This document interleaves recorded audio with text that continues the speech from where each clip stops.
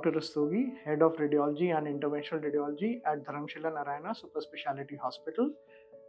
I am going to talk to you about Interventional Radiology, जो एक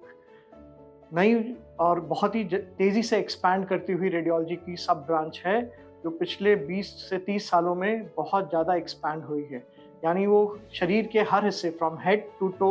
हर हिस्से में अपना कंट्रीब्यूशन देती है, या तो डायग्नोसिस हो और या सर्जन्स की हेल्प के लिए हो, या फिर अपने आप में ट्रीटमेंट के लिए हो। सर से शुरू करते हुए इंटरवेंशनल रेडियोलॉजी स्ट्रोक में बहुत काम में आती है, या तो ब्रेन में अगर ब्लीड हो जाता है तो एनरिज्म की कॉइलिंग या उसमें फ्लो डाइवर्टर लगाने में, या फिर अगर किसी को स्ट्रोक हो जाती है, इश्कीमिया खून की कमी हो जाती है, तो उसमें से क्लॉट निकालने में, दिमाग की नसों में से क्लॉट निकालने के लिए, या दिमाग की नसें कमज़ोर पड़ जाती हैं या उनकी स्टेंटिंग करने के लिए।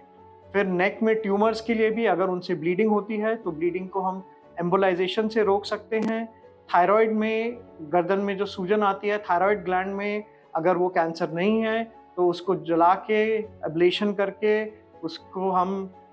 रोकथाम कर सकते हैं और उसको गायब कर सकते हैं, छोटा कर सकते हैं। पेशेंट को इससे भी काफ़ी बेनिफिट होता है। फिर छाती में जैसे टीबी के बाद या किसी इन्फेक्शन के बाद लोगों को ब्लीडिंग होती है जो बहुत देर तक चलती है, जिसको हम हेमोप्टाइसिस कहते हैं, तो उसके लिए भी हम एम्बोलाइजेशन यूज़ कर सकते हैं।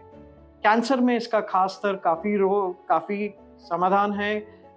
सारे कैंसर्स हम ऑन्कोलॉजी से ट्रीट नहीं कर सकते, तो कुछ कैंसर्स को, जैसे बर्न लिवर के कैंसर हैं जो ऑपरेशन से ट्रीट नहीं हो सकते, उनको हम बर्न करके या टेस, कीमो एम्बोलाइजेशन या रेडियो एम्बोलाइजेशन करके उनका कंट्रोल करा जा सकता है और उनकी ट्रीटमेंट में इसको यूज़ करा जा सकता है। किडनी में, नेफ्रोलॉजी में, खासकर जो डायलिसिस पे पेशेंट्स होते हैं, डायलिसिस की लाइंस डालना, या जिनका फिस्टुला बना होता है, अगर फिस्टुला में कोई कमज़ोरी आ जाती है या डायलिसिस ठीक से नहीं हो पाती है फिस्टुला, तो नसों को खोलना ताकि डायलिसिस दोबारा से शुरू करी जा सके, इसमें भी रेडियोलॉजी का खास रोल है, इंटरवेंशनल रेडियोलॉजी का। जो नसें कमज़ोर पड़ जाती हैं, जिसमें स्टेनोसिस हो जाती है शरीर के किसी भी अंग में, तो उसमें हम उनको स्टेंटिंग से खोला जा सकता है। पोर्टल हाइपरटेंशन में भी इसका रोल है, जिसमें हम टिप्स करके नसों को खोल सकते हैं और या फिर उनका प्रेशर कम कर सकते हैं, जिससे ब्लीडिंग का रिस्क कम होता है। वैरिकोसील और वैरिकोज वेन्स जो पहले खाली सर्जरी से ठीक हो सकते थे, अभी बिना सर्जरी के भी एक छोटे से छेद के, जिसमें टाँके की भी ज़रूरत नहीं पड़ती, उस छेद से जाके हम उन नसों को ठीक कर सकते हैं, वैरिकोसील्स को, वैरिकोज वेन्स को। यानी एक तौर से मैं कहूँ तो हमारे इंटरवेंशनल रेडियोलॉजी के प्रोसीजर्स शरीर के बहुत हिस्सों में, यानी कि ऑलमोस्ट सभी के सभी हिस्सों में कहीं ना कहीं प्रयोग में आते हैं,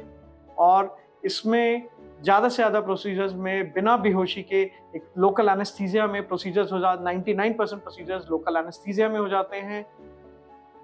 और छोटे से छेद में जहाँ पे हमको टाँके की भी ज़रूरत नहीं पड़ती, मोस्टली प्रोसीजर्स उससे हो जाते हैं। हमको डायग्नोसिस और ट्रीटमेंट में, दोनों में इसका खास रोल है, यानी इंटरवेंशनल रेडियोलॉजी और इंटरवेंशनल रेडियोलॉजिस्ट का खास रोल इन सब बीमारियों में है, ट्रीटमेंट और डायग्नोसिस में।